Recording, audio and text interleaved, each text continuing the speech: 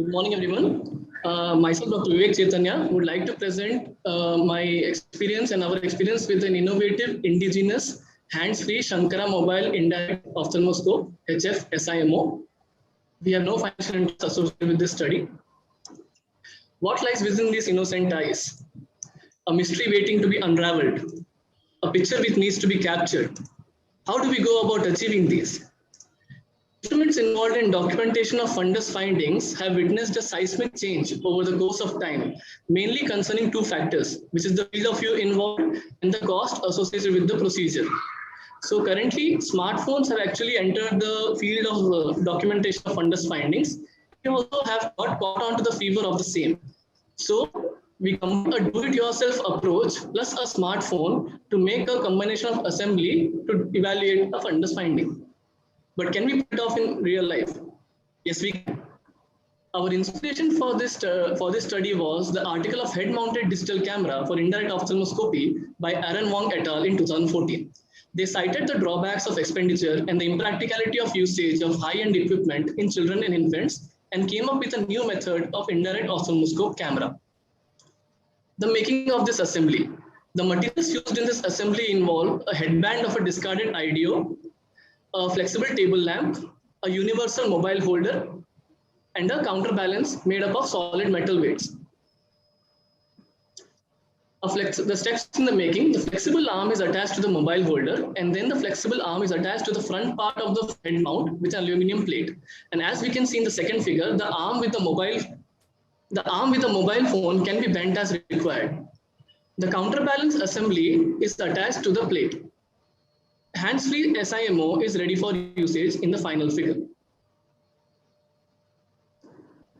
As we can see in this video, the assembly is unstable without the counterbalance, and it keeps on slipping because of its instability.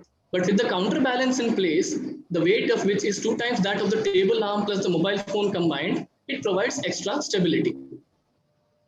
But is this reproducible in real-life situations? We tried it, we pre-validated it in RETI models, but real-life situations was still a concern. So let's find out how we did it. The objectives of this study were to assess the utility and efficacy of this assembly in documenting the fundus findings in children with ROP. We used an iPhone 5s along with a 20D condensing lens for documenting the finding. We used a phone with a paraxial lighting, which is the camera and the LED light were located close to each other. The sample size involved 25 eyes of 15 children with ROP. 5 eyes were excluded due to inadequate pupillary dilatation and or logistic issues. And a total of 175 snapshots, around 4 to 7 relevant images of each patient were taken from video clips, and they were taken, transferred to the laptop and evaluated in detail. These are a few set of beautiful images which we captured during our examination. As we can see, the ROP findings of a ridge in all these figures. And this is a sequential set of images showing the resolution of AP ROP in a patient who received intravitreal bevacizumab, followed by 1 week later laser photocoagulation. Coming to the analysis of the results, as you can see in this arrow mark, the red dot indicates the most negative attribute of the characteristic of the image, and the green dot represents the most positive attribute of the characteristic of the image. We used an image assessment scale given by Arapakis et al. In 2014. So coming to first characteristic, which is the pixelation, 20% of the images had insignificant pixelation, whereas 70% had no pixelation at all.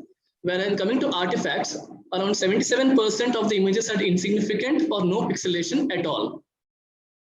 Coming to the sharpness of the images, 89% of the images had very good or excellent sharpness, and around 89% had very good or excellent contrast.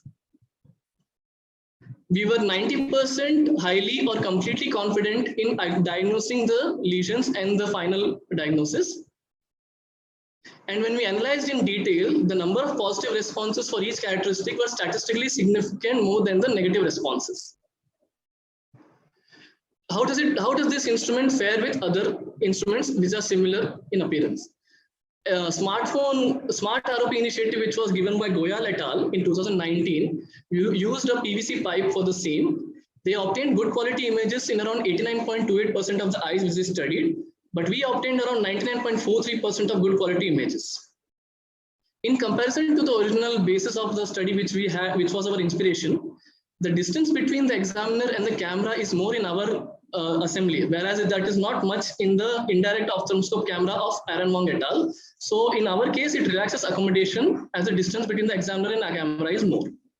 The advantages are we can indent without external assistance, we can evaluate the anterior segment in detail, we can train residents and fellows without subsequent examination.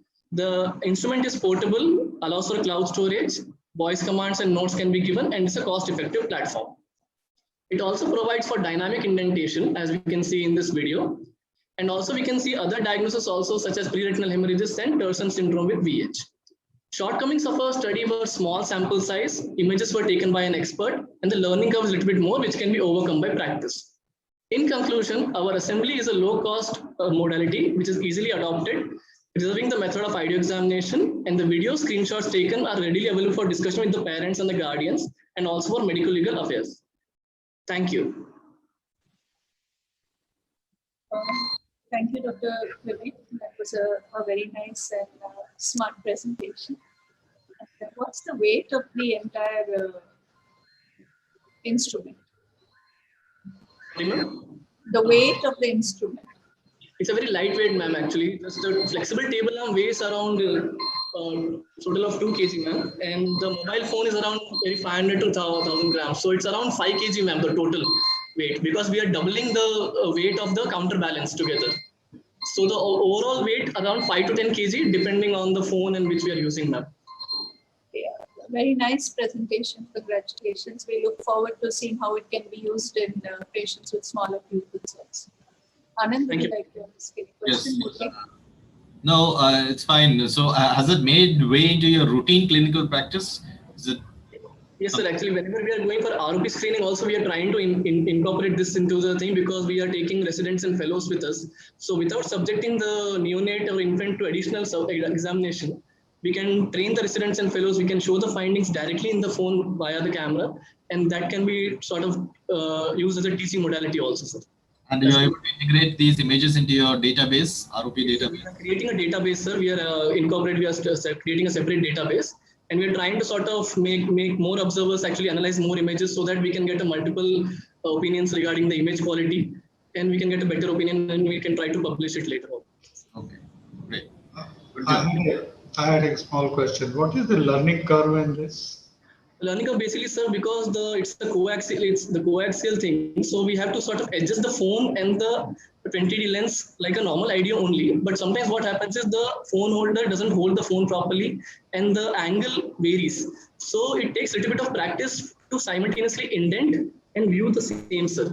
So it's preserves the method of the indirect examination, but little bit extra, because technicalities are involved, little minor technicalities, and little bit amount of dexterity also is needed to get the final image, sir.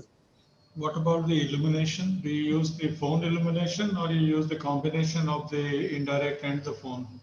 No, sir, we are using only diffuse illumination with the flash which comes from the camera, sir. That is because that is located, because we are choosing phones specifically like which have a coaxial or a paraxial illumination, so that the illumination is like the whole beam goes coaxially, and it doesn't cause image. The quality of the image remains intact, sir. So is it coaxial or paraxial? In this case, it's paraxial, sir. iPhone. We have used iPhone, sir.